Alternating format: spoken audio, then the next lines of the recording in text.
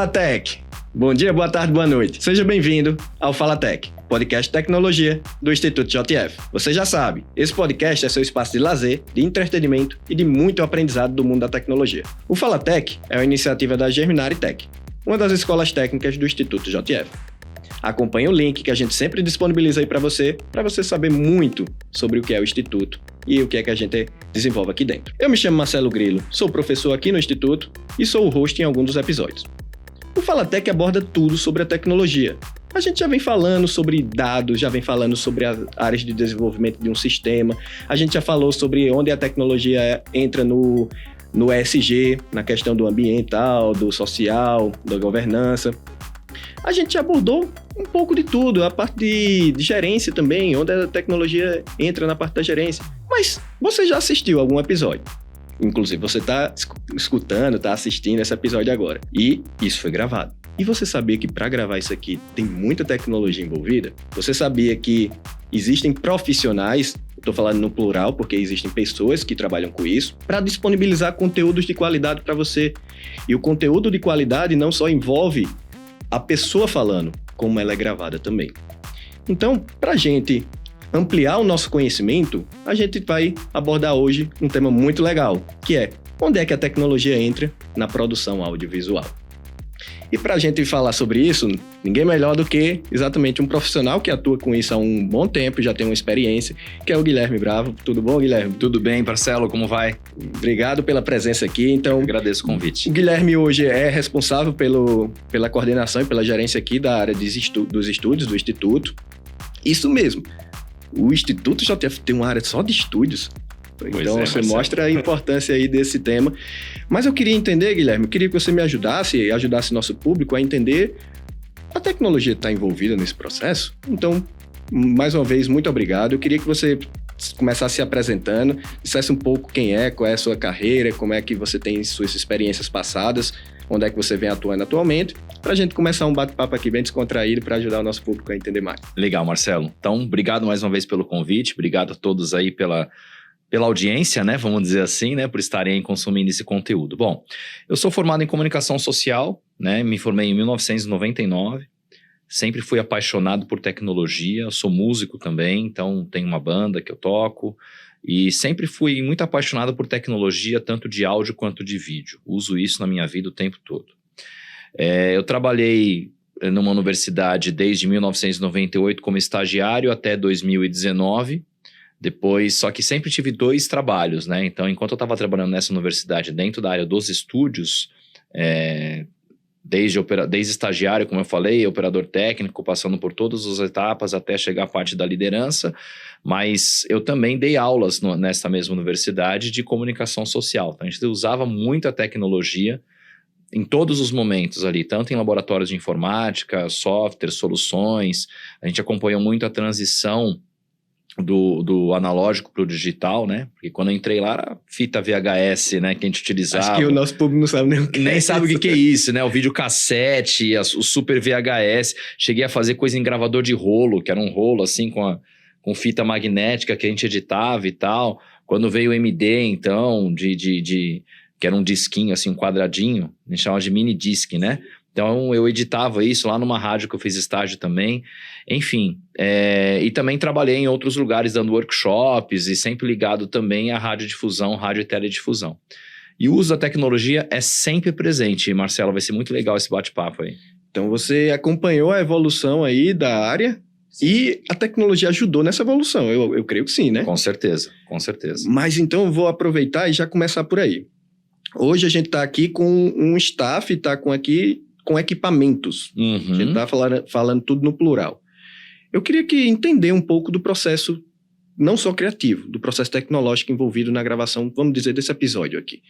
Então, como é que funciona o conhecimento de um profissional que atua aqui, desde a gravação, desde a edição, desde a disponibilizar esse conteúdo em uma plataforma, em algum ambiente, para essas pessoas estarem tendo acesso a esse conteúdo de qualidade. Você consegue nos ajudar a entender um fluxo de onde o que é usado e onde a tecnologia entra em cada uma das etapas? Legal. Então, assim, vamos começar entendendo o fluxo de produção audiovisual, que é uma coisa simples no início, mas conforme a gente vai entrando em cada uma das etapas, isso vai se desenrolando até a gente entender as nuances e as possibilidades em cada etapa. Enfim. Então, a primeira parte é a ideia. Então, eu tive uma ideia, eu vou fazer um vídeo. Por exemplo, você teve a ideia, eu vou fazer um podcast.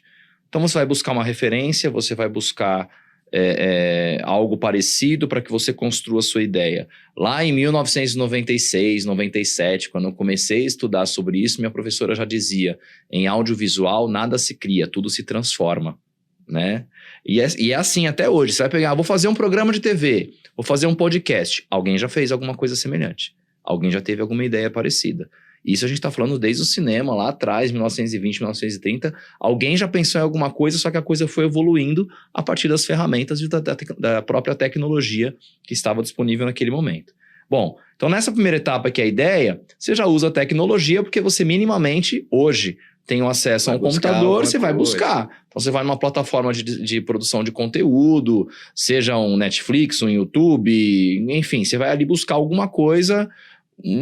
como referência para você ter essa ideia. Você não teve essa ideia na sua cabeça. Se você não teve uma busca ativa, eu vou buscar alguma coisa, você foi influenciado por uma tecnologia. Porque a gente consome conteúdos digitais todos os dias. Então, não dá para dizer que você teve uma ideia do zero. Não vou reinventar a roda já existe, eu posso inventar uma roda melhor. Legal. Depois eu vou para a parte de roteiro. Vou escrever um roteiro para esse programa. Então aqui está um roteiro que você enviou, você produziu, você escreveu, pesquisou o tema, escreveu algumas perguntas. Existe tecnologia própria para isso? Existe.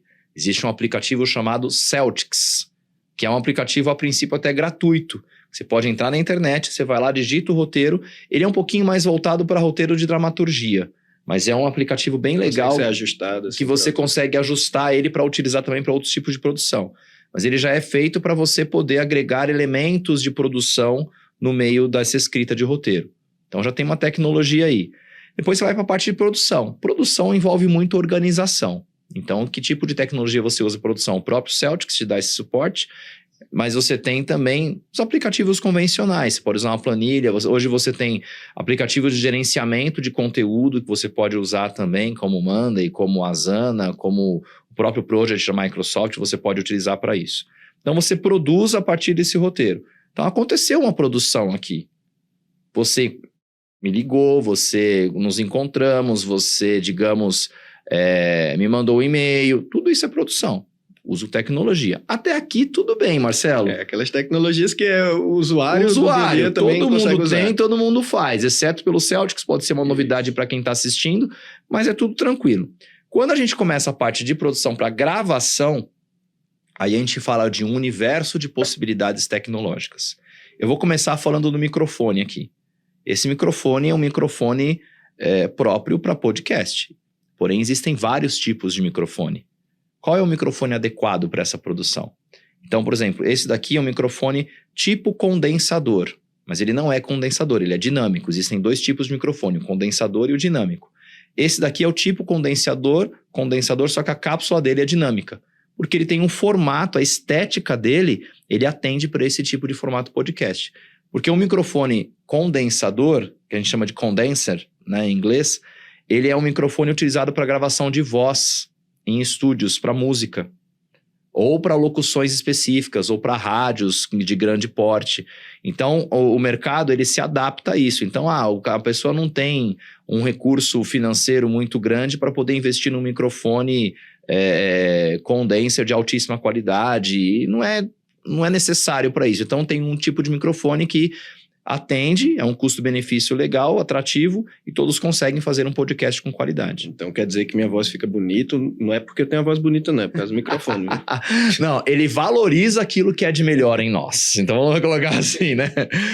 Então começa pelo microfone. Tem esse tipo de microfone, tem microfone de lapela, que é aquele que eu coloco aqui na lapela, né? Que por isso que tem esse nome. Tem microfone de mão, com e sem fio. Então, tudo isso tem tecnologia envolvida. São aparatos tecnológicos que adequam a necessidade da produção. Exatamente. Se for um pouco mais um detalhe, próprio microfone sem fio, por exemplo. Aí eu vou dar um case aí que é bem legal. Hoje se fala muito do 5G. Sim. Certo?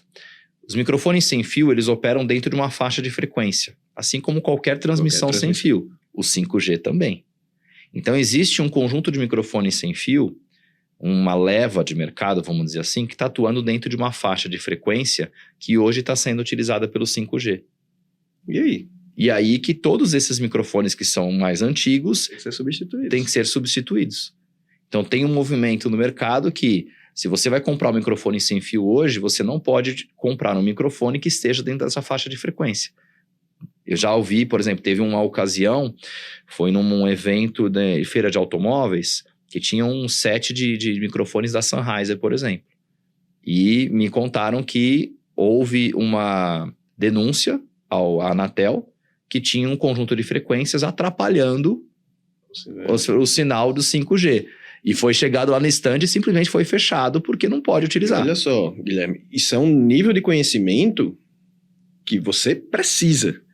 Não é questão que é um extra, não. É literalmente necessário para que você, um grande evento usando equipamentos de primeira e tiveram problemas aí durante a sua produção de audiovisual por conta de um conhecimento não pensado ou até mesmo desconhecido. Exatamente. E a gente está falando de um evento. Agora você imagina um projeto onde você tem que montar um estúdio que você vai aplicar a tecnologia. Então, por exemplo, aqui a gente adquiriu alguns microfones sem fio. A gente teve que ter esse cuidado para não pegar os microfones dentro dessa faixa de frequência. Muito legal essa né? ideia. Então, tem essa característica. Então, falando um pouquinho do áudio. Além disso, a gente tem toda a parte de cabeamento, conector, que tem que ter qualidade também. Não tem uma tecnologia envolvida, talvez na construção da peça, no material que a peça é constituída. Mas é importante a gente ter essa atenção também. O tipo do cabo, se ele tem uma malha de proteção para evitar ruído, evitar interferência, o tipo do conector, se ele é de aço, se ele é de um alumínio, ou se ele tem uma borracha para isolar. Tudo isso influencia na qualidade final do produto. Claro. Aqui a gente tem, por exemplo, uma caixa de retorno, que se estivéssemos talvez transmitindo ao vivo esse programa, teria alguém falando conosco aqui. Eu preciso ter uma caixa com qualidade para eu poder ouvir. E mesmo, ao mesmo tempo, na hora que a gente for editar esse programa aqui, o técnico que vai editar, ele tem que ter um fone de ouvido com qualidade, ele tem que ter uma caixa de som com qualidade para ele ter referência desse sinal. Para a sua voz continuar sendo bonita do começo ao fim. Como você falou. Me ajuda aí. Bom, essa parte de áudio. Quando a gente vai para a parte de vídeo, a proporção é vezes 8. A gente sempre fala que a complexidade no vídeo ela é tão grande que em alguns casos seja até 8 vezes maior que a do áudio. Não que a do áudio não seja complexa. Se a gente estiver falando só de áudio aqui, de edição, de características do áudio, e aí a gente pode entrar numa parte bem técnica mesmo, que é em termos de resolução e taxa de amostragem, a gente vai embora e vai falando mais sobre o áudio. Que tudo isso influencia também no tratamento disso. Quando a gente fala de vídeo, a gente fala de tipos de câmera. Então, hoje nós estamos trabalhando aqui com um tipo de câmera que se chama camcorder. E aí é legal para o pessoal saber. O que é camcorder? Camcorder é câmera que grava. Esse é o significado, né? É bem ipsis literis mesmo. Significa que eu tenho uma câmera onde eu gravo dentro dela num cartão de memória. Porque existem câmeras, Marcelo, que elas só transmitem o sinal. Elas não gravam por si só. Então aqui, para que todo mundo entenda, a gente está gravando com 3 câmeras. Cada câmera gravando o seu sinal. Eu não tenho a escolha desses 3 sinais, e aí eu faço um corte, que a gente chama um corte ao vivo, e gravo um sinal só. Então, cada câmera aqui está gravando o seu sinal e depois existe uma edição desse conteúdo, onde se escolhe qual dos planos que está sendo utilizado. Então, nesse passo, desculpa interromper, Claro. Mas o objetivo é dar mais trabalho para o editor final ou é dar mais auxílio para ele? Na verdade, tudo é em função daquilo que foi pensado e da qualidade do produto final. Então, vamos pensar assim. Valeria a pena hoje a gente estar gravando com um corte ao vivo? Será? Eu teria que disponibilizar mais uma mão de obra e talvez, se a gente está conversando aqui e precisar ter algum reparo na hora da edição, é mais fácil eu ter isso, digamos assim, separado para depois editar adequadamente. Então depende muito da ocasião, daquilo que se propõe a fazer. Se fosse uma transmissão ao vivo, ia acontecer de qualquer jeito. Agora, se a gente tosse, a gente erra, que tiver que interromper, de repente, a gravação, e aí isso acontece, tá, gente? Acontece de, às vezes, ter que parar e retomar a gravação. Em todo o programa, gravado. Se fosse ao vivo, o corte vai. Agora, se durante a gravação de um programa com corte, eu erro, eu tenho que editar esse material de novo. Então, você tem a liberdade, né? Tem uma liberdade maior de eu poder manusear e manipular esse conteúdo. Agora, se eu tivesse uma captação ao vivo e gravando só a ponta, que a gente chama, só o corte, eu poderia estar utilizando um outro tipo de câmera, que é uma câmera que não grava, ela só passa o sinal, né? Que só transmite o sinal que é captado por ela. Esse tipo de câmera ele pode ser tanto as câmeras hoje que a gente chama de câmeras remotas, né? PTZ. Então, PTZ significa Pan, Tilt e Zoom. Esses 3 itens são os movimentos características que a câmera traz, né? Que eu posso fazer com a câmera. Então, Pan é um movimento lateral, Tilt é um movimento vertical e Zoom é a aproximação ou não daquilo que eu estou gravando. Então, essas câmeras, também a camcorder faz isso. Só que quando a gente fala de câmera remota PTZ, eu não teria um operador aqui dentro. Eu teria alguém em um outro lugar que por uma conexão simples de rede, desde que esses 2 equipamentos estejam na mesma rede, eu tenho uma controladora. É um joystick, como se fosse um videogame. Que eu controlo a câmera fazendo esses 3 movimentos. Pan, Tilt e Zoom. Então, a tecnologia hoje, ela chegou a esse ponto de eu ter câmeras robóticas, que a gente fala, né? Câmera remota. Antigamente, Marcelo, não tinha nada disso. Quando começou, vamos lá, o Big Brother. Todo mundo assiste o Big Brother. Ali é tudo câmera remota, não tem operador. Não tem uma pessoa ali que fica 24 horas por dia horas lá segurando a câmera. Existe uma pessoa que controla várias câmeras ao mesmo tempo. Então, porque o mercado audiovisual, ele busca sempre otimizar os recursos. Não só o mercado audiovisual, todos os mercados. Então, o que a gente preza hoje no mercado? Eu preciso ter um operador para operar cada câmera? Depende da situação. Um jogo de futebol, por exemplo, eu faço com câmera remota? Não faço. Eu tenho um cara lá gravando. Um programa da Globo, por exemplo, do Luciano Huck, agora no Domingão, tem algumas câmeras que são remotas, mas tem outras que tem um operador, porque exige a presença de um cara ali que vai ser mais ágil essa captação de plano. Mas essas tecnologias que você comentou até agora são hardwares. São hardwares, exatamente. Eu queria também...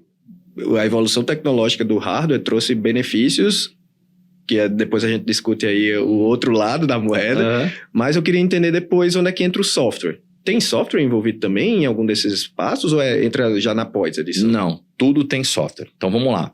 Vou começar pelas câmeras PTZ. Eu tenho um software que na verdade é só a controladora. Só que eu posso controlar a câmera por um software de computador. Não preciso ter o hardware, o joystick. Eu posso, no clique do mouse, também controlar a câmera. Pelo celular, alguma coisa. Celular, eu posso remotamente controlar também. No iPad, eu tenho um aplicativo que eu faço ali. Vamos falar um pouco do corte ao vivo, tá? Eu posso fazer hoje corte ao vivo utilizando... Eu preciso ter um hardware para eu receber esses sinais e ele faz essa mistura. Mas eu controlo esse hardware por meio de um software. Não é só o botão que eu aperto no equipamento em si. Eu tenho um software que controla isso. Por exemplo, hoje a gente tem as tecnologias da Blackmagic, que é o que a gente utiliza aqui. Eu tenho uma mesa de corte, um aparelho que recebe os sinais de vídeo. Então, eu recebo o sinal de 3 câmeras, por exemplo, eu recebo o sinal de uma participação externa, enfim. Eu tenho uma solução de software que controla esse hardware. Então, no software eu clico ali, eu quero câmera 1, câmera 2... câmera 3, volto para a câmera 2, volto para a câmera 1, coloco um VT no ar, que é uma matéria, coloco uma vinheta, tudo isso no clique, ajusto o volume dos microfones. Outra solução também, não da Blackmagic, mas que é eu não lembro agora o fabricante, mas é o vMix, que é o que nós temos aqui hoje para transmissão dos conteúdos, que a gente usa bastante o vMix. É um tudo em um.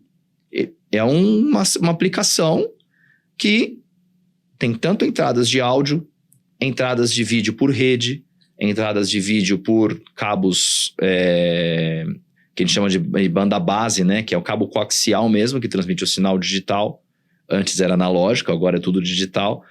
Então ele recebe tudo isso e manipula por meio de software. Tudo tem em tecnologia, Marcelo, e acho que isso você já deve ter falado aqui, tudo tem os seus prós e os seus contras. Depende daquilo que você quer utilizar. Se eu estou utilizando, por exemplo, um vMix, qual é o risco que eu corro? Está tudo baseado em uma solução, em um único computador. Se der um problema em qualquer coisa, tiver que fechar o aplicativo, acabou. Agora, se eu tenho tudo separado, eu tenho um equipamento que é um hardware que posso controlar com software também, que é uma mesa de corte. Eu tenho outro equipamento que é uma mesa de som, que também tem a transição da mesa de som analógica para a mesa de som digital, independente se for analógico ou digital, mas ela está separado do corte. Depois eu tenho um outro equipamento que eu vou fazer a transmissão disso pela internet, que também é controlado por software. Mas eu tenho um equipamento hardware ali físico. Se está tudo separado, eu tenho um controle maior da situação. Qual que é o viés disso? Economicamente falando, eu posso gastar mais, eu posso ter mais problemas de manutenção. Então depende daquilo que você quer fazer. Tudo deve ser exatamente, aí é onde entra a sua capacidade, sua qualidade como um bom profissional, exatamente de gerenciar todas as necessidades de equipamento, de tecnologias, Exato. De softwares. Então isso é muito legal. Você estando aqui compartilhando com a gente, está aqui compartilhando com a gente, para exatamente mostrar onde a capacidade de conhecimento de um profissional de audiovisual na tecnologia influencia na produção. Aí, vamos lá. A gente já entendeu aqui o conceito da produção, de captação do áudio, da captação do vídeo, dos softwares e do hardware envolvido nisso. Digamos que a gente gravou, terminou aqui a gravação. Boa. Qual é o próximo passo? Aí, vamos lá. Então, eu falei ideia, roteiro, produção, gravamos. Agora eu vou para a parte de edição. Nessa área de edição, a gente tem, onde talvez tenha tido um maior impacto, lógico, a captação também teve maior impacto, mas da transição do analógico para o digital. Não sei se os nossos ouvintes, o público, né, que está nos ouvindo aqui, está nos assistindo, vai lembrar do famoso videocassete, onde eu tinha a fita VHS. Era uma fita onde eu dava play numa fita. Então, como é que funcionava a edição antes, né? Eu tinha um VT, que era um videocassete que eu dava play, e um outro videocassete que eu dava rec. Então eu tinha um conteúdo que a gente chama de bruto, eu dava play, e outro que eu chamo de, que eu vou gravar, e dava rec. Eu reproduzia um trecho, e quando estava gravando, eu parava a gravação, e aí eu vinha aqui escolher outro trecho, dava outro play, soltava a gravação, e aí eu ia montando os takes de acordo com o que eu queria. Então vamos imaginar isso aqui, se eu gravasse com 3 fitas analógicas, eu tinha que editar tudo em tempo real. Eu dava play, dava rec, esperava acontecer, paro aqui. Agora eu vou voltar o outro, para aqui. Vou voltar o outro, para aqui. Então, no analógico, tinha todas as suas soluções. Quando veio para o digital, a gente chamava isso de edição linear, tá? Obviamente que não era tudo no dedo. Eu tinha um aparelho que a gente chamava de controladora, onde eu marcava um ponto de entrada, que a gente chama aqui na fita analógica, e um ponto de saída. Então, e aqui eu marcava um ponto de entrada. Eu dava um comando que ele sincava tudo e ele já encaixava aqui. E no analógico. No digital, quando a gente começa a falar digital, então a gente está falando aí as primeiras soluções de edição não linear, que a gente chama, por volta de 1997, 98, a gente já começou a ter algumas aplicações que faziam isso. Então, o que eu tinha que fazer? Eu digitalizava o conteúdo, ou seja, dava play na fita e eu dava rec no computador, por meio de uma placa de captura. Colocava todo o conteúdo para dentro do computador em tempo real. Então, vamos imaginar aqui 3 câmeras. Eu tenho aqui, de repente, a gravação aqui, sei lá, vai durar 1 hora. Eu tinha que gastar 3 horas de tempo só para botar o material para dentro do computador. Em tempo real? Tempo real, 3 horas. Dá play, dá rec no computador, e se não desse pau no computador na hora que eu estivesse digitalizando, porque às vezes não aguentava. Em um computador. Não colocava para dentro para gerar um arquivo digital para eu poder editar isso. Hoje em dia, cartão de memória, você vai no celular, você grava, manda para a internet, baixa, já está tudo ali. Ok.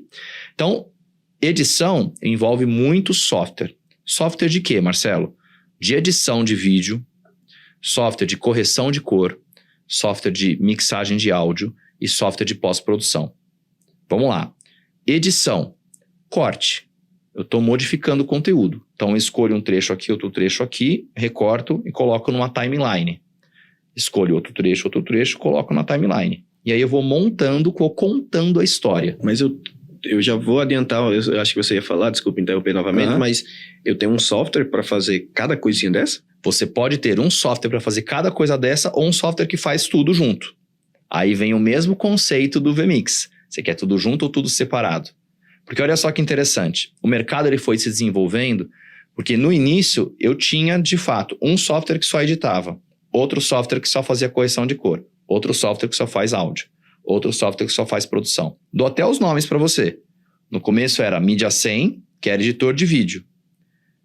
After Effects, pós-produção. Aí eu tinha correção de cor, na época não se falava, porque ainda a gente estava falando em Standard Definition, que é a resolução da imagem, ela não tinha propriedade para você poder manipular a cor. Aquelas cores, as 9 cores, tantas cores padrões, né? Era padrão, porque você tinha uma quantidade de cores que o SD te entregava, né? Que não era suficiente para poder manipular. Diferente do cinema, que é outra história de manipulação de cor. E tinha o software de manipulação de áudio, que se chama Pro Tools, que tem até hoje no mercado, que é super conceituado. E aí veio, junto com o After Effects, a Adobe fez o Premiere, que é o software mais conhecido e mais utilizado hoje a nível mundial, assim, para público prosumer, que a gente chama, que é o intermediário ali entre o consumidor e entre o broadcast final. Aqui nessa faixa central, o que mais é utilizado hoje é o pacote Adobe. Então a gente tem ali o Premiere, que é um software que foi evoluindo ao longo do tempo, e hoje a parte de correção de cor existe dentro dele. Mas é uma correção de cor que ela é primária, digamos assim, primária no sentido de básica. Você não consegue, por exemplo, hoje em dia a gente tem software de correção de cor que eu estou vestindo verde. Ah, mas eu quero na pós-produção, quero trocar a cor da minha camisa, eu quero que seja azul, ou quero que seja amarelo. Hoje, em pós-produção, a gente consegue fazer isso, em um software específico de correção de cor, não no Adobe Premiere. Ele até faz, mas não com tanta qualidade. Então, é aquele que faz tudo, mas não faz... Faz tudo, mas ele faz um pouquinho de tudo. Eu não tenho um focado para isso. A gente tem uma outra solução de mercado hoje, um software chamado DaVinci Resolve. O DaVinci Resolve, além de ser gratuito, então quem nos assiste e nos ouve, pode entrar no site da Blackmagic, você baixa ele gratuitamente, você já consegue fazer muita coisa nele. Para áudio e vídeo? Para áudio e vídeo. Hoje ele tem várias janelas e cada uma delas com uma função. Então, uma você organiza a mídia, outra você faz uma decupagem dela, você separa, você já faz um pré-corte. O outro você edita de fato, então você tem uma timeline que é muito similar à do Premiere, ou até do Final Cut, que é mais da Apple, né? Que é um software da Apple. E depois você tem uma outra etapa que é só correção de cor. Nessa etapa você faz tudo que você quiser de correção de cor. A correção de cor primária, que você faz um equilíbrio das cores, você já dá uma primeira cara ali da imagem como um todo. A correção de cor secundária, onde você trata a imagem em partes. Então, exemplo da camisa que eu falei. Por exemplo, eu posso dar uma nuance no olho da pessoa, se eu quiser, na pele da pessoa, para esquentar ou para esfriar. Isso tudo você faz na correção de cor. Você tem a parte de pós-produção, onde você consegue manipular de fato a imagem. Então, por exemplo, Grilo, você já parou para pensar assim, como que acontece no cinema para uma pessoa pular de um prédio e se jogar do prédio e cair lá no chão?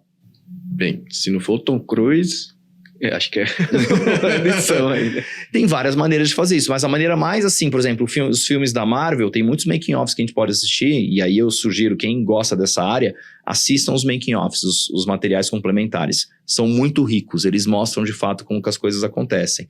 Ele simplesmente vai num estúdio que está tudo verde, ou azul, que a gente chama de chroma key, e ele se joga de uma plataforma para um colchão verde ou azul com um cabo de aço pendurado nas costas.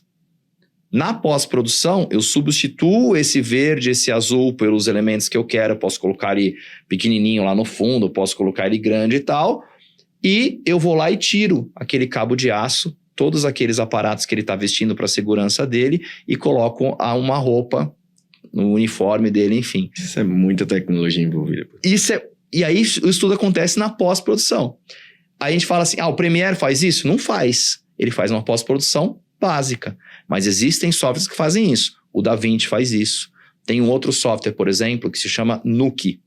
Eu não sei se agora ele já passou por uma reestilização, mudou de nome, que isso acontece também. Mas o Nuke, ele é uma aplicação que, por exemplo, vamos gravar um comercial onde eu tenho uma avenida que está vazia e vai ter um carro passando nessa avenida. Antigamente, como é que você fazia? Para o trânsito, isola a avenida, porque eu quero gravar só o meu carro passando ali. E o asfalto vai estar lindo, né? O asfalto tá recapeado, a pista bonitinha, tal, não sei o quê. Como é que a gente faz isso hoje? Eu posso ir lá na Avenida Paulista, por exemplo, gravo de cima um take com o meu carro passando ali de fato. Na pós-produção, eu tiro todos os outros carros, limpo o asfalto e faço o que eu quero em volta disso. Vixe. Vai entrar aí em outro aspecto. Aí é a manipulação viva da imagem. Por exemplo, um ônibus. Eu quero fazer um ônibus que está com a propaganda de uma marca, de uma empresa, por exemplo. O software de pós-produção, ele substitui aquilo que está no ônibus que você gravou realmente por outra coisa. Então, tudo isso é tecnologia. Tudo isso é software que é utilizado para fazer essa manipulação. Eu tive... Eu e o público teve uma aula agora de muitas coisas, não conhecia, obrigado, você realmente mostrou aí que já foi professor e tá dando uma aula pra gente. Mas agora, eu fiquei com uma curiosidade aqui, Guilherme. Vamos lá. É muita coisa envolvida. E para um profissional que trabalha com isso, como é que ele tem que aprender tudo? Ele tem que saber tudo disso? Olha, depende da área que você quer seguir. Então, por exemplo, quando você estuda comunicação, quando você estuda rádio e televisão, você aprende um pouco de tudo, você aprende todo o universo. Então, tem disciplinas, por exemplo, para entender o que são sinais, o digital, essas coisas. Eu, inclusive, ministrei, por exemplo, eu peguei muito a transição do analógico para o digital. Inclusive, treinamentos, workshops em emissoras de TV, que o pessoal estava no analógico, e nunca tinha visto uma câmera que gravava em cartão na vida. E como que funciona a câmera? Porque envolve compressão de arquivo e tal.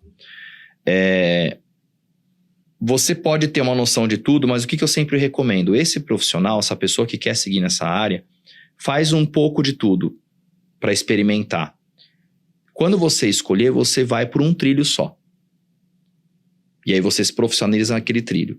Beleza, esgotou? Vai para outro trilho, se profissionaliza. Na faculdade, você aprende um pouco de tudo, mas quando muito trabalho em grupo, por exemplo, onde eu dava aula, você tinha uma disciplina que era a produção de programas ao vivo. Então, o aluno tinha que produzir um programa ao vivo. Então, ali se distribuíam as funções. Então, ou ele era operador de câmera, ou ele era o editor, ou ele era o finalizador, ou ele era o diretor de TV, ou ele era o produtor, ou ele era o diretor. E ali eles tinham a oportunidade de experimentar isso. E aí ali ele escolhe, assim como a faculdade de medicina, hoje você aprende um pouco de tudo, você vai para uma carreira, você vai ser pediatra, você vai ser ginecologista, você vai ser ortopedista, então você escolhe a área que você quer seguir. Precisa saber um pouco de tudo? Precisa, mas comece por uma área específica e se você quiser, porque tem muita gente no mercado, por exemplo, hoje, Marcelo, que começou como câmera e foi para a área de edição. Mas aí, e se eu aprendi a ferramenta? Pronto, eu fui para a área de edição. Aprendi a usar uma ferramenta. Uma ferramenta. Vou para aí, eu acabo tendo uma outra oportunidade, vou para outro canto e uso outra ferramenta. E aí? Então, onde é que entra... eu estou meio curioso para entender onde é que entra o estudo da tecnologia. Ele precisa aprender a ferramenta ou as técnicas envolvidas por trás daquela ferramenta? Não importa a ferramenta. A essência é a mesma. Eu, quando dava aula, eu batia muito nessa tecla. Não importa qual software você vai usar. Você tem que saber o que você precisa que o software faça por você. A ferramenta é o meio, não é o fim. Acho que você já deve ter falado isso aqui, todo mundo sabe. A ferramenta é o meio pelo qual chega ao objetivo. Se eu vou usar Premiere, Final Cut, Resolve, Avid, que é outra ferramenta poderosíssima de edição também, que a Globo utiliza, não importa. Eu preciso saber a ferramenta, saber o que pedir para a ferramenta. Vou dar um exemplo. Marcar a entrada e saída e colocar o clipe na timeline, todas elas fazem. Todas elas fazem. Eu tenho que saber aonde que eu tenho que clicar para isso acontecer. Normalmente até o atalho, que é o I e o O, são os mesmos, não muda. Eu preciso fazer uma mixagem de áudio. Eu preciso fazer mixagem de áudio. Todas as ferramentas fazem isso. Eu preciso fazer uma correção de cor. Todas as ferramentas fazem uma correção de cor. Agora, o que eu vou fazer nessa correção de cor? E eu vou dar um depoimento agora mais para minha área, porque eu tô pegando aqui umas lembranças minhas. Então também já tive algumas experiências, eu gostava muito de tocar, não quis seguir a carreira, não que eu fosse muito bom nisso também, né? Mas durante a minha graduação, no meu TCC, eu estudei algoritmos, então desenvolvendo sistemas para exatamente manipulação de sinais sonoros. Então, peguei um DAW ali, né, um Digital Audio Workstation, tipo um Pro Tools, e criei um filtro de remoção de ruído. Boa. Aí, beleza, mas eu entrei no nível de processamento digital de sinais. Eu não tinha conhecimento das ferramentas, eu tinha conhecimento do que é um som, o que é um áudio, como é que digitaliza aquilo, como é que eu trabalho aquilo, como é que eu pego a série temporal. Então, são conhecimentos mais voltados para engenharia, mais para tecnologia, assim. Precisa chegar nesse nível, um profissional de audiovisual? Não, aí é mais uma área de desenvolvimento mesmo. Cada software, Marcelo, ele tem o que a gente chama de plugins. Exato, a gente criou um filtro através de um plugin. Isso. Existem profissionais que não são da área de comunicação, mas sim da área de tecnologia, que desenvolvem filtros para esses aplicativos, para esses softwares. E esses filtros, eles podem ou não ser disponibilizados para cada uma dessas ferramentas. Então, você desenvolveu o filtro de remoção de ruído, por exemplo. Você pode disponibilizar ele para o Pro Tools, para o Premiere, para o DaVinci Resolve. Aí é mercado. Você vende essa tecnologia para estar dentro de alguma dessas aplicações. Isso é muito comum. Tá? Então, mas o profissional de comunicação, ele não está dentro dessa área, ele não aprende isso na faculdade.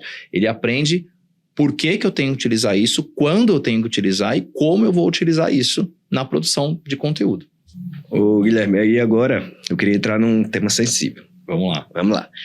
Você, durante a sua ótima explicação aí de onde a gente usa a tecnologia em cada uma das etapas, você foi explicando a evolução. E em alguns momentos da sua explicação, você falava, hoje eu não preciso mais de um profissional. Eu já tenho a câmera ali que faz isso. Hoje eu já tenho um software que faz isso, que já faz tudo, então eu não preciso disso. Será que a tecnologia está fazendo aquilo que as pessoas já tinham medo e continuam tendo agora com a inteligência artificial, que substitui um profissional? Eu não tenho esse receio, Marcelo, porque eu acho que tudo tem uma transformação.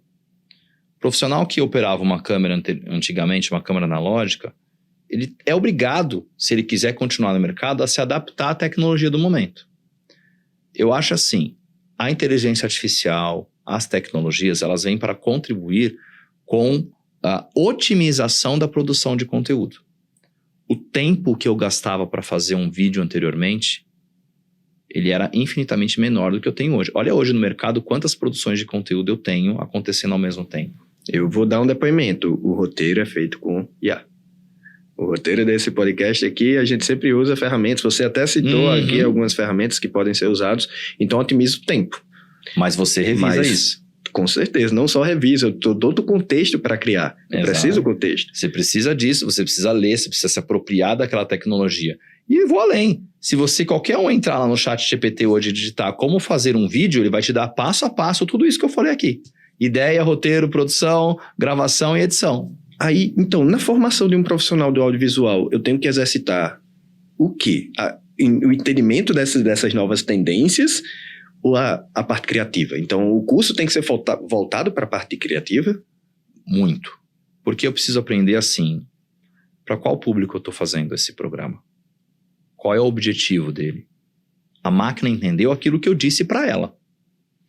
Eu perguntei a ela, no caso de um chat, por exemplo, eu perguntei para ela qual é o objetivo, o que eu quero. Eu falei para ela, eu quero um roteiro para um podcast. Você foi lá, colocou, a máquina deu para você. Ela te atendeu? Não, porque se você não passa o contexto completo, ela não dá a saída. Então eu preciso ter esse mindset, eu preciso ter essa consciência do que eu quero para pedir. Vamos dizer assim, ela sabe um monte de coisa. Se eu não sei aquilo exatamente que eu quero extrair dela, ela vai me dar uma coisa talvez que não faça sentido para mim. Não é? Então assim, não é que a máquina vai ocupar o nosso lugar, tem que tomar muito cuidado com isso. Né, esses filmes que a gente vê por aí, né? Tem o Eu, Robô, lá do Will Smith, que eu lembro agora, que ele vai e ocupa o lugar. Tem outros filmes também. Mas assim, muito cuidado. A tecnologia não veio para dominar o ser humano ainda continua sendo... Você tem algum exemplo, um depoimento, assim, onde a tecnologia atrapalhou uma produção? Ou o contrário? Porque você, com certeza, vai ter exemplos aí onde vocês tiveram a melhoria de tempo, melhoria de custos envolvidos por conta da tecnologia. Mas Será que é possível a tecnologia atrapalhar o processo criativo? Não é atrapalhar, mas ela é atrasar. Ah, é possível? É possível. Por exemplo, se você não tem o conhecimento dessa tecnologia. Então, vou dizer assim, de 2006 para cá, que foi quando virou a chave mesmo para alta definição, câmera gravando com cartão e tal, foi se criando muitas possibilidades de uso de tecnologia. Um exemplo bem prático. Extensão de arquivo. Codec. Qual codec você vai utilizar hoje? Você precisa saber qual que te atende melhor. Qual que tem maior qualidade, qual que tem menor qualidade. Qual que vai ser mais pesado para você guardar no seu disco rígido, qual que vai ser não. Pesadelo para mim. Eu lembro que a gente aprendia codec. E assim, é uma sopa de letrinhas que ela só aumenta. Porque conforme vão se criando novas soluções, novas tecnologias, hoje se fala muito sobre vídeo sobre IP, né? Então, como que funciona? Esse cabo aqui, ele está transmitindo um sinal analógico desse microfone para o gravador. As câmeras, se eu estivesse cortando ao vivo, como eu estava falando lá atrás, elas transmitem um sinal digital. Esse sinal digital, ele tem uma resolução, tem uma qualidade. Qual é essa qualidade? Qual é essa solução? Então, o que atrasa? Não é que por isso que eu não gosto de falar que atrapalha. Ele atrasa se você não souber lidar com isso. Antigamente, Marcelo, a gente tinha um cabo que eu colocava na câmera, ela me dava um tipo de sinal, eu colocava no switcher, que é onde eu corto o sinal, acabou. Eu não tinha que me preocupar em qual é a resolução que eu estou saindo, qual o codec que eu estou saindo. Hoje, se eu não configurar direito a câmera, o sinal não sai.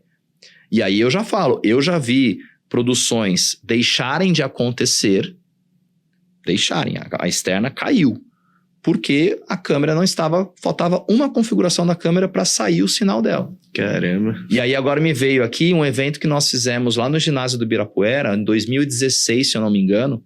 Ele tinha acabado de ser reformado, foi uma experiência super interessante, porque a gente chegou para montar os equipamentos e o pessoal estava terminando de pintar o ginásio, eles estavam entregando a obra.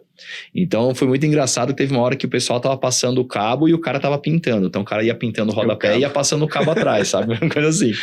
E aí a gente queria...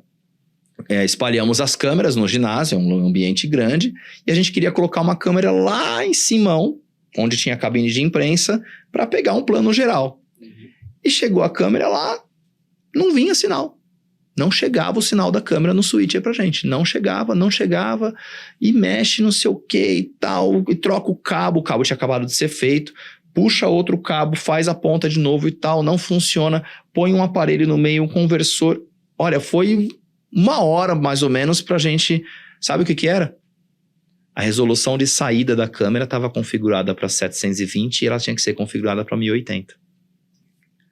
Ou seja, falta de conhecimento, falta do clique, porque eu sabia disso, mas na hora da muvuca ali, de tudo montar, não veio o clique. Será que não é essa configuração da câmera que não está me dando o sinal de saída? Então, olha como é que a tecnologia ela pode atrapalhar, mas atrasar. Porque depois que a gente descobriu, beleza, sobe a câmera lá de novo, vamos montar. Só que olha quanto tempo a gente perdeu para saber disso. Eu entendi. Ficou Entendeu? claro agora. Então, a quantidade de informação que você tem... Precisa ter agora é muito maior. É muito maior. E centrada, às vezes, em poucas pessoas, né? No sentido que eu digo, uma pessoa precisa saber de muitas coisas. Sim. Não que é poucas pessoas. E precisa gostar disso. Eu sou uma pessoa apaixonada por esse tipo de coisa. Resolução, codec e tal. Hoje eu tô mais na área de gestão, mas eu não larguei essa área de técnica e tal, assim, de falar sobre isso. Eu gosto disso, porque eu vivi essa transformação. E a gente gosta de escutar também. Não, boa, ainda bem. Tô adorando. Mas aí você falou também na questão do cinema, Guilherme. E não posso deixar de perguntar, porque agora, tão recente, final de agosto, agora começo de setembro, teve uma greve geral nos Estados Unidos por conta exatamente de roteiristas, ou seja, pessoas criativas que estavam com medo exatamente de novos recursos de inteligência artificiais tirando, por exemplo, a gente citou aqui, eu criando um roteiro com o ChatGPT. Uhum. Aí entra naquela mesma questão. É uma questão filosófica, a gente não precisa abordar isso a fundo, Claro. Mas eu queria muito a opinião em relação a onde é que isso interfere também no aprendizado. Porque se eu tenho essas ferramentas de inteligência artificial hoje, como é que vai ser a formação desse profissional? Ele vai aprender a manipular essa ferramenta de inteligência artificial a capacidade que ele precisa, ou ele continua tendo que aprender de tudo para passar o contexto para a inteligência artificial? Onde é que a inteligência artificial vai atrapalhar? Eu acho que assim, esse episódio que aconteceu aí nos Estados Unidos, os roteiristas, é claro que é uma manifestação em função da inteligência artificial, mas a coisa é tão grande, o mundo é tão grande, as possibilidades são tão grandes, que às vezes a gente acaba tendo medo de uma coisa pequena. Então assim, claro, com a inteligência artificial hoje, qualquer pessoa faz um vídeo. Qualquer pessoa pode fazer um vídeo, mas será que é um bom vídeo? Mas será que ela consegue produzir isso que a gente está produzindo aqui hoje? Exatamente. Hoje eu não consigo fazer isso aqui só com inteligência artificial. Eu tenho 2 profissionais aqui dentro que estão gravando a gente. Não sei se a tecnologia, se a inteligência artificial, por exemplo, ela conseguiria fazer o enquadramento da maneira que eu quero. Ela pode me dar um caminho mais curto para eu chegar onde eu quero. Eu acho que ela vai... Esse é o fundamento. Eu acho que ela entra muito mais na pós-edição, naquelas ferramentas, exatamente. Eu preciso fazer um corte aqui, preciso fazer uma legenda, preciso fazer algo desse Exatamente. tipo. Que aí sim, ferramentas de IA vão ajudar do que mais no processo prévio e no processo de produção em si. E ela vem para nos ajudar, de novo, a ganhar tempo no processo produtivo. Vou dar um outro exemplo aqui para você, já que a gente está falando de inteligência artificial, que é algo que a gente está conhecendo agora aqui no Instituto. Antigamente, a gente tem sempre dar um embasamento histórico, né? Histórico, mas a gente acaba entregando a idade, né? 20 anos e tal. Como que funcionava, por exemplo, uma emissora de TV? Ou mesmo, vamos falar de cinema daqui a pouco, mas emissora de TV. Todos os programas eram gravados e eram guardados antigamente ainda em fita de rolo. Depois em fitas que a gente chama de Betacam, fita analógica. Depois do Betacam veio o digital. Vamos parar aí na fita, no digital, na Betacam. Como que eu fazia para procurar alguma imagem de alguém, de alguma personalidade há 20, 25 anos atrás, por exemplo? Tem que rodar toda a câmera. Eu teria, obviamente, um relatório, um papel onde alguém chegou lá, ó, no minuto 10 dessa fita tem a imagem do JFK antes dele ser assassinado, por exemplo. Tem alguém que foi lá e escreveu isso.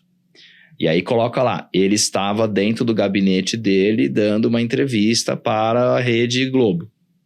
Ou o pronunciamento do Tancredo Neves quando ele ganhou a eleição. São pessoas que já faleceram, que hoje a gente pode precisar fazer um documentário e ter alguma imagem do Tancredo Neves, por exemplo. Estou dando um exemplo aqui histórico. Naquela época, existia um profissional que cuidava desse armazenamento, que era o SEDOC, ou era um arquivista de videotapes na época, né? Então chegava pro cara e falava assim, eu quero uma imagem aí do Tancredo Neves. Ah, mas quando que você quer? Ah, eu quero ele em externa, quero ele dirigindo, quero ele em momento de lazer, procura aí pra mim. Ele ia lá, procurava, separava as fitas e te entregava e tal. Olha o tempo que foi gasto para isso. Hoje, a tecnologia nos auxilia de que forma? Eu tenho softwares que rodam em nuvem, onde eu consigo guardar esses arquivos de vídeo, tá tudo em cartão de memória, eu digitalizo esses conteúdos mesmo os antigos, para que eles fiquem em um disco rígido, seja físico, que a gente chama de NAS, ou seja, em nuvem, e aí o arquivo, ele pesa, né? E aí, nesse momento, eu posso ter uma conversão desse arquivo que é mais pesado para um proxy, que a gente chama, que ele fica mais leve, jogo ele para a nuvem, e a tecnologia, o software, ele faz uma leitura desses conteúdos, e a própria tecnologia, ela me diz se ele está dentro, fora, se ele está num jardim, se ele está, por exemplo, numa mesa, a cor da roupa que ele está vestindo, transcreve o conteúdo que ele falou. E aí, quando eu vou fazer uma busca... Isso aí é uma facilidade muito grande. E aí eu vou fazer uma busca assim, eu quero todas as vezes que o Tancredo Neves falou que o Brasil ia ser uma nação forte. Ela vai me trazer todos, vai recortar já os takes, vai me trazer todos os arquivos onde isso acontece. Isso é um ótimo exemplo para a gente exatamente desmistificar. Eu tenho o mesmo pensamento, mas a gente tem que abordar isso porque muitas pessoas ainda têm esse receio. Uhum. E até mesmo a grande mídia bota exatamente isso como um destaque em nenhum sentido, mas obrigado por compartilhar, porque eu tenho exatamente essa perspectiva. Nós somos escolas aqui, a gente forma profissionais, e a gente tem a Escola de Tecnologia, que é a Germinari Tech, e a gente aborda esse assunto. Então, ó, a inteligência artificial está aí, vocês vão desenvolver novas soluções tecnológicas para as pessoas, mas não vai ser para substituir as pessoas, é para as pessoas usarem. Então, você tem que pensar sempre em quem? O que é que aquela pessoa precisa? O que é que aquela profissão precisa? O que é que um produtor de audiovisual precisa? Exatamente. Então, se ele precisa disso, a gente tem que criar facilidades para ele. Para você ter uma ideia, eu vi, existe feiras de tecnologia, né? E agora, recentemente, em agosto, teve uma feira, e eu vi essa solução. A hora que eu vi, falei, cara, que facilidade incrível. Por exemplo, eu já consigo, e aí a gente vai estar trazendo isso para o Instituto, em breve a gente já vai ter isso, até dentro da plataforma já tem essas tecnologias que a gente precisa avançar.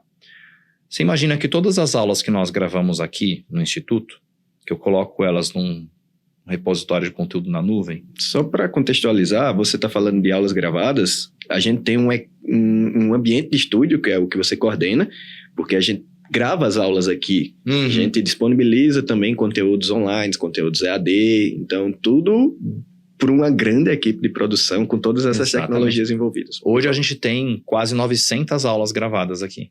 Muita coisa. Como que a inteligência artificial vai nos ajudar?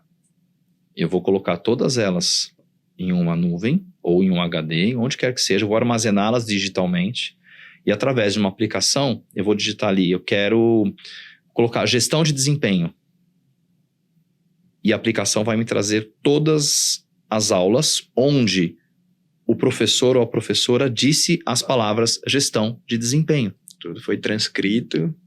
A própria inteligência artificial ela transcreveu e ela vai me dar cada trecho onde foi falado gestão de desempenho. Tá aqui. Olha o tempo que eu ganhei. Vamos voltar lá naquele exemplo que eu falei do arquivista de videotapes. Eu falasse para ele, me dá, e todo mundo que falou gestão de desempenho, quanto tempo queria demorar para fazer isso? Vai ser lá assistir 900 aulas. Vai aprender bastante. Vai aprender bastante, né? Vai ter que assistir tudo, transcrever tudo na mão, porque antes se fazia assim, transcrevia na mão, não era nem digitado, era na mão. Olha como é que a tecnologia está nos ajudando. Com certeza.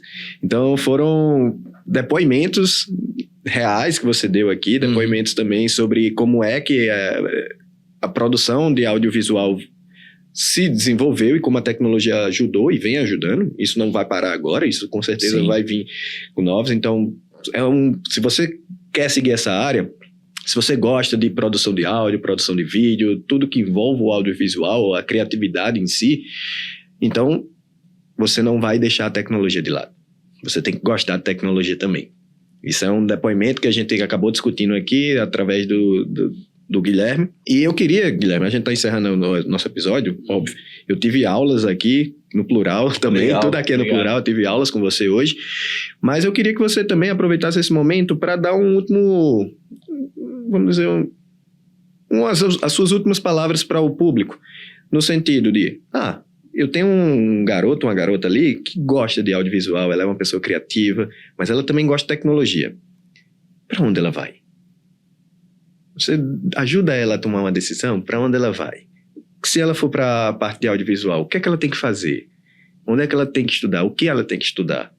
E você falou aqui um pouco sobre sua carreira. Então aproveita também, fala um pouco como é que as pessoas lhe encontram, porque não deu tempo de você falar tudo aqui, então vamos lá, e você recebe perguntas, quem tiver curiosidade de saber mais sobre o estúdio em si, sobre a produção, sobre o Guilherme. Então dá suas redes sociais também. Claro, legal. Mais uma vez, muito obrigado. Imagina, Marcelo.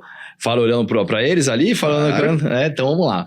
Bom, eu tenho lá o meu Facebook, Guilherme Bravo Alves, é muito simples, né? Meu nome completo. LinkedIn também é Guilherme Bravo Alves, não tem muito segredo.